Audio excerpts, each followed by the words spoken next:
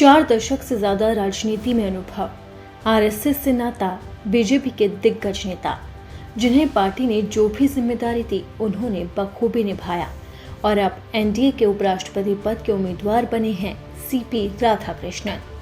CP Radhakrishnan का लंबा राजनीतिक करियर रहा है।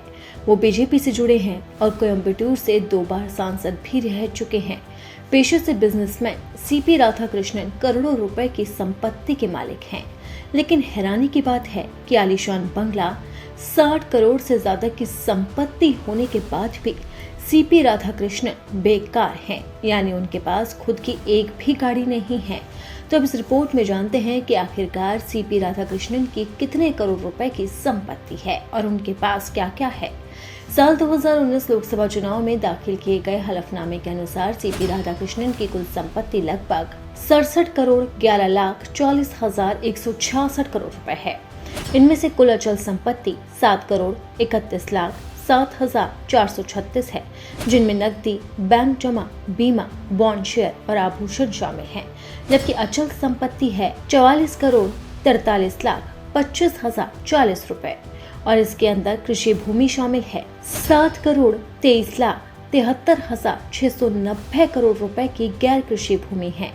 वहीं 6 करोड़ 63,34,000 रुपए की व्यवसायिक इमारत है। इसके अलावा 1.5 करोड़ रुपए का आवासीय मकान भी है, जो बेहद ही आलीशान है। अगर बात करें इनके कर्ज की, तो इनके ऊपर 2 करोड़ 36,86,000 रुपए की देनदारी है।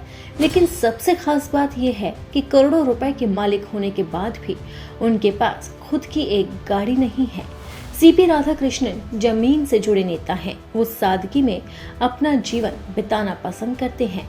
4 दशकों से ज्यादा के अनुभव के साथ राधाकृष्णन तमिलनाडु की राजनीति और सार्वजनिक जीवन में एक सम्मानित नाम है। राष्ट्रीय स्वयंसेवक संघ के स्वयंसेवक के रूप में शुरुआत करते हुए वो 1974 में भारतीय जनसंघ की राज्य कार्यकारिणी के सदस्य बने।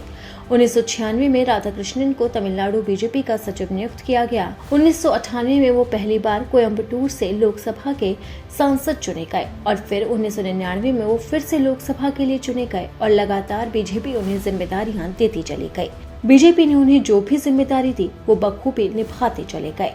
राधाकृष्णन एक खिलाड़ी भी रह चुके हैं। कॉलेज स्तर पर टेबल टेनिस में चैंपियन और लंबी दूरी के धावक भी थे। उन्हें क्रिकेट और वॉलीबॉल का भी शौक था। वो राजनीति के बेहतरीन खिलाड़ियों में से एक है, लेकिन अब बीजेपी ने उन्हें उपराष्ट्रपति पद के लिए उम्मीदवार बनाया है।